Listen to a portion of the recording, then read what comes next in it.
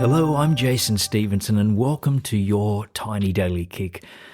Look, let me start with a little bit of a confession here. I've lost more time than I would like to admit on social media. Videos of cats falling off tables, people injuring themselves, people in fights and arguments. I open my phone for just a minute and suddenly, what happens? 20 minutes are gone. So today's kick is important, and it's been inspired by a follower, Ruth. Thank you very much, Ruth. So today's kick is break the spell.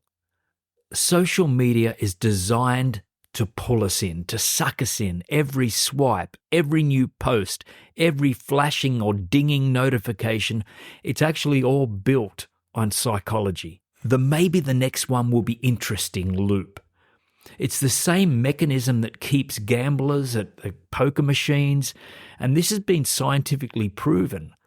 I'm currently reading a book called The Anxious Generation by Jonathan Haidt. That's spelled Haidt.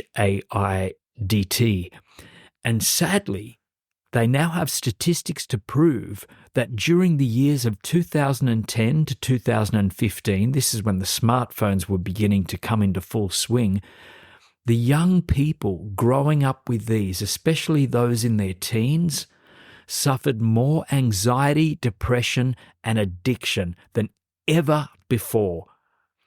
And the awful part is, during those years, their brains have been rewired and they're going through all sorts of hormonal problems, right? Apps such as Facebook, Instagram, and even gaming, it disrupts these natural patterns. I worry about the long-term effects for many that are growing up with social media from a very young age. And here's the thing, and this is an important thing that we must remember.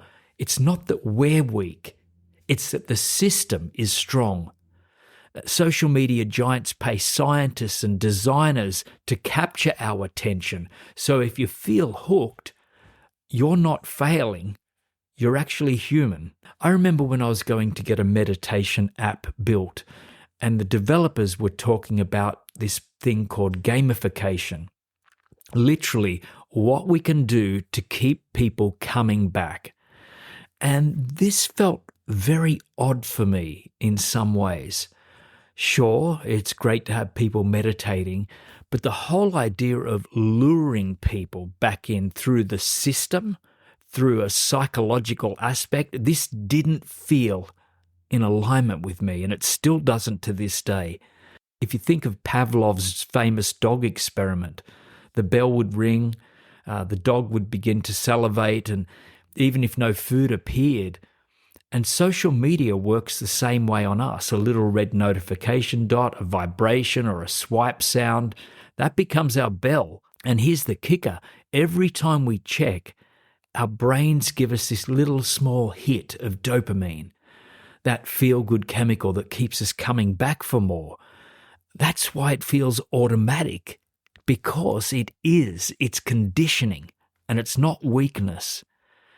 And when you see it this way, you can let go of the guilt, because it isn't your fault. It's psychology doing its job a little too well. But here's the cost. Every scroll down that rabbit hole is just time that we don't get back. Time that could be spent reading, resting, connecting with a friend, getting out there playing, or even just letting the mind dream and wander. And it's not about quitting social media altogether. It has some amazing sides. After all, it gives us that connection, the laughter, sometimes the inspiration. But it's about reclaiming our choice. I think of it like food, and maybe social media is the dessert.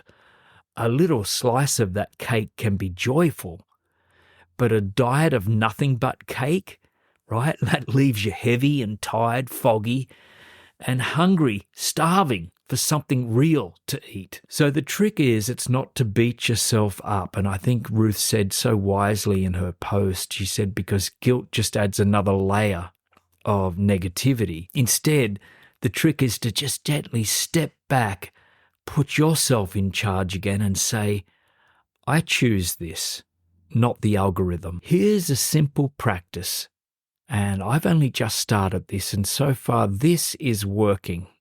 It switches on the awareness. I call this set a doorway.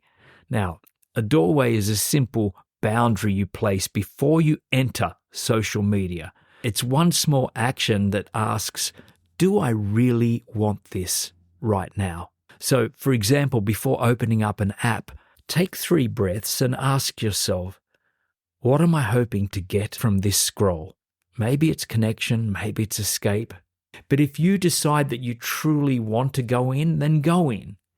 But if you realize that you've picked up this phone out of habit, maybe that's time to choose something else. That pause, that doorway, breaks the spell.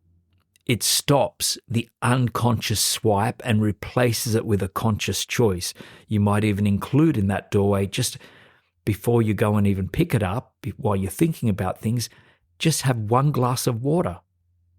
Just 1 glass. Then while you're having that water, do I really need this now? No, I don't know what I'm doing this for. Then don't do it. Put it back in your pocket. See, over time, these doorways, they're going to add up. You spend less time caught in the maybe which wedding dress I should choose loops, and more time on things that fill you up, that are important for you. You don't have to delete your apps or go cold turkey. I've done this before, but it doesn't kind of work. You go back to it, but you just learn to walk through that doorway, and only when you want to, not when the algorithm dings, whistles, or beeps for you. So just one simple path, set a doorway. Breathe, ask yourself, do I want this? Do I need this? That's all. One small step can change the way you relate to your time. And you might be surprised at how powerful that pause becomes.